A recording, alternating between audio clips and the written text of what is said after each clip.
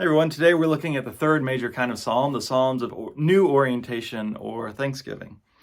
I will extol you, O Lord, for you have drawn me up and did not let my foes rejoice over me.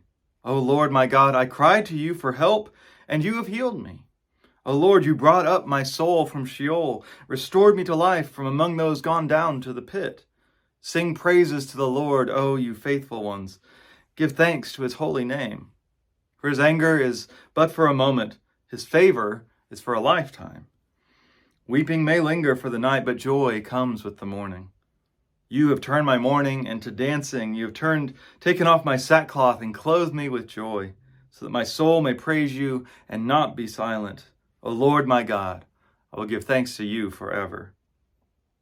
So the change from lament, like we saw yesterday, is an act of grace.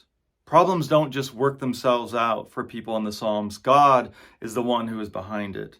And so, if you've been outspoken about the lament and your requests and your complaints, you have to be even more outspoken about the thanksgiving when God answers. We see the structure of these Psalms of New Orientation here in Psalm 30.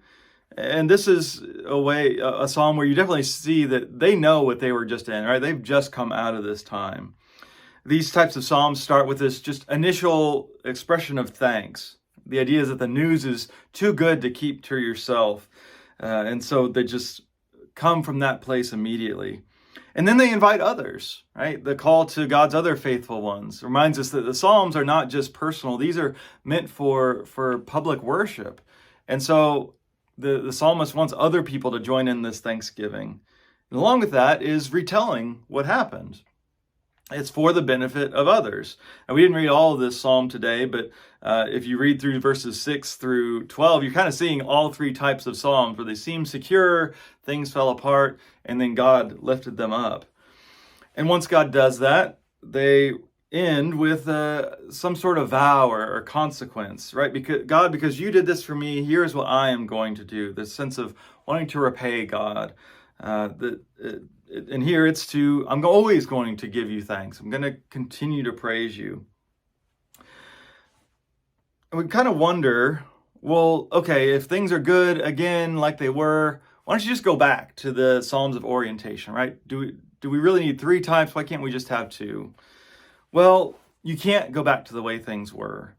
Your relationship with God has changed when you go through a difficult time and God brings you out. Your experience with that is part of the story. And so this is a model for how life is for people of faith. We are never going back to how things used to be. We always are moving forward in our relationship. That's how faith is. And so hopefully part of that journey includes gratitude. Gratitude is a spiritual practice. It's the ability to look for what is good, what we can be thankful for. What can you be thankful for today? It doesn't mean that all of your problems were solved.